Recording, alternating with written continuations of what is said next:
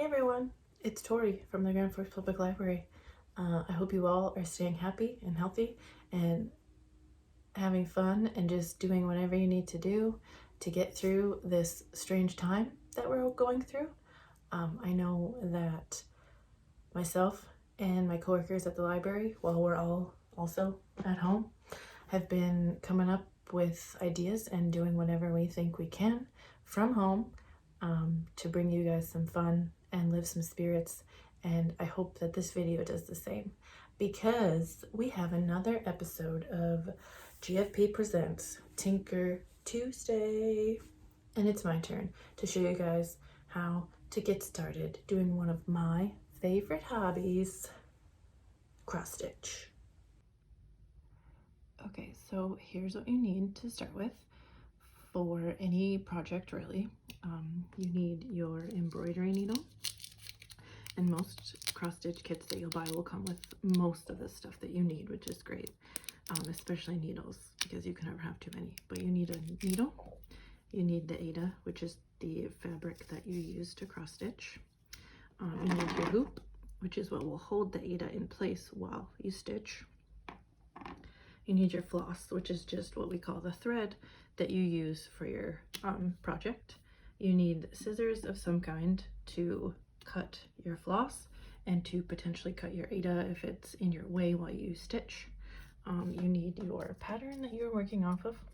One thing that you don't need, but I like to use, is a headlamp, especially because my apartment doesn't get great lighting, but it also is just really nice to light up that fabric sometimes, as it's tough to see where your needle is in the back.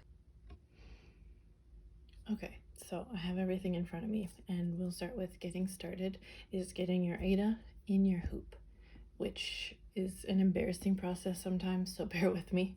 What you're gonna want to do is find the middle of your Aida, your little swatch of Aida that you have, because you usually start in the middle of whatever pattern you're working with. So the easiest way to do that, as you saw, was just folding it in half and folding it in half again, and then finding your middle.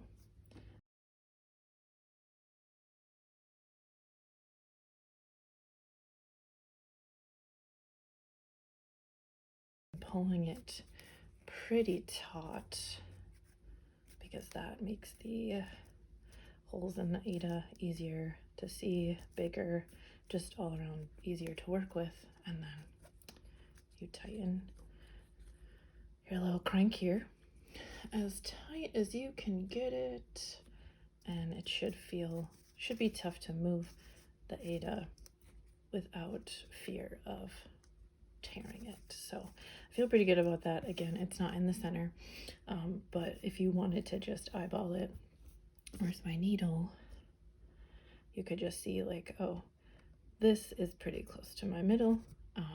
So there's your middle hole. And then the reason you do that is because when we get started, we're going to start here, so we would know to make our starting hole 1, 2, 3, 4, 5 over from the middle. So that's what I'm going to do. I've got 1, 2, 3, 4, 5 over.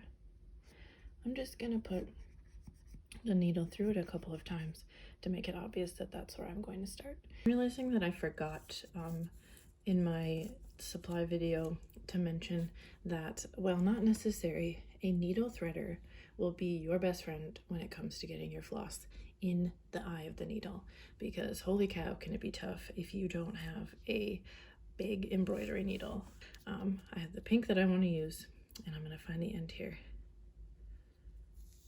and I'm just going to get about 18 or so inches of floss out, and then cut it. Don't need that right now. And you will notice something I do not have on my homemade pattern, but what most patterns come with, besides the key and the pattern itself, is what the symbols mean. As you can see, mine have circles, X's, and dots. Those are just, the symbols that would be in my key if I decided to, share this with anyone for whatever reason, but I probably won't, because it's just for you guys. It also comes with, DMC is the biggest brand that sells embroidery floss, and they're usually the ones that you'll find on the pattern. So it'll tell you DMC and a number. That's just what color it is. And then when it says strands, that is the fun part. And by fun, I mean not so much, but you get used to it. So each floss bundle, when you take your floss off, it has 6 strands in it. And so what you get to do is separate 2 from the 6, and it's not as easy as it sounds.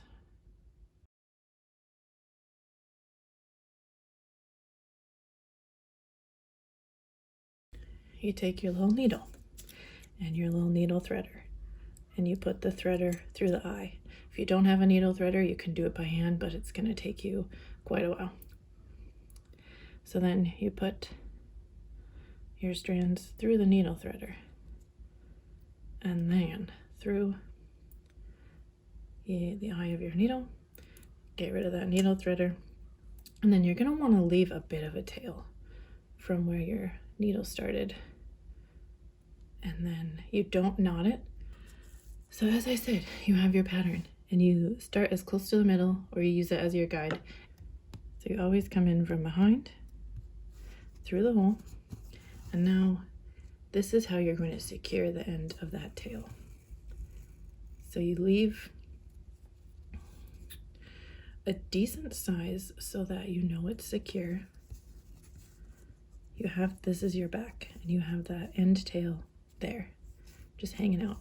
So what you're gonna do to make that first half stitch is where your hole is, you come up and over across the top, and you'll pull that through the back. So there's the start of one stitch. And now with this guy, this is so sticky, but essentially, I'm really sorry, you want to get this underneath it, and then with this stitch from the top, you'll just come right down to the bottom, right underneath where you made that top stitch. And in doing that, essentially, oh, look at that, our first tangle. In doing that, when you pull it through, it'll start to secure that tail end thread of yours.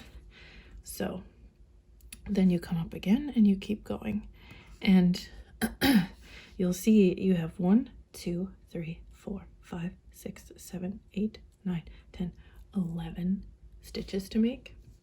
So you can just continue to go bottom to top, left to right.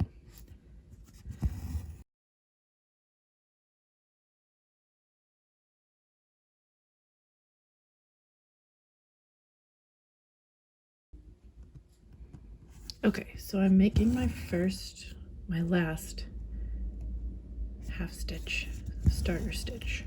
And so now when I'm ready to head the other way to close the stitches, I still come through that bottom hole directly underneath the top one I just went through. So you're always trying to work bottom to top wherever you can, and you're always wanting your stitches to go the same way. So if you start crossing from left to right, you're going to want to continue crossing left to right on the bottom, and then right to left on the top to close them. Just because if you don't, your stitches are going to look rushed and not uniform, and it's just not going to be that pleasing to the eye. And so that's my biggest advice, I guess, to you. And so now that I'm back through this bottom hole, instead of going up and over left to right, I'm going to go right to left up from the bottom.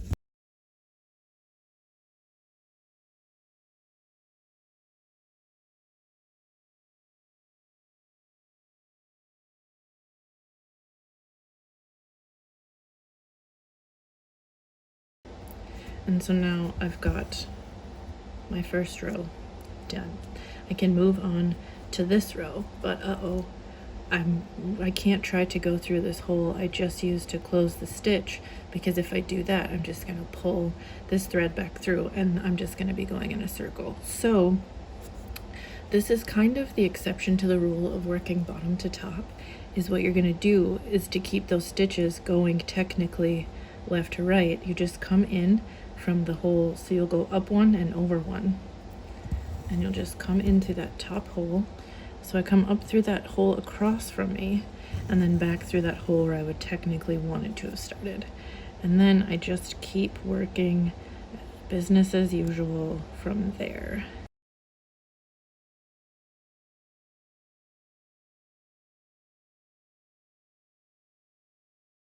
So the way that you're going to end this thread is, now that you've done your stitches, the back is always just a nice row of thread going up and down. So that makes ending your needle or your thread a lot easier, because all you do is you come through, you thread your needle underneath a few or as many of those strands as you want.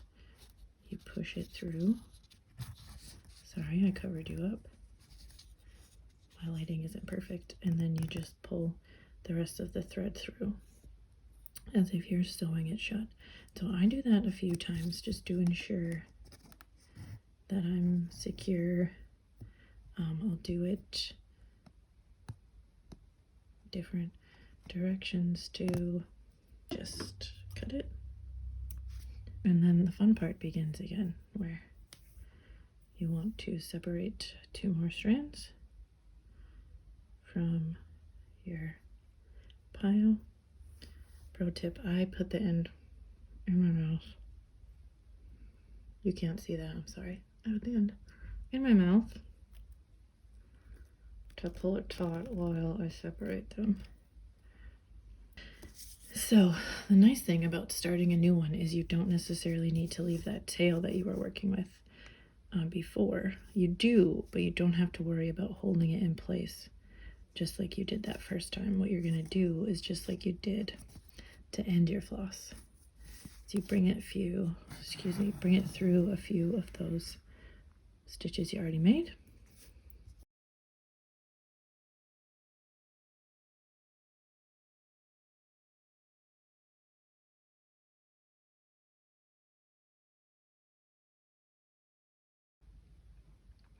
And here's our finished product.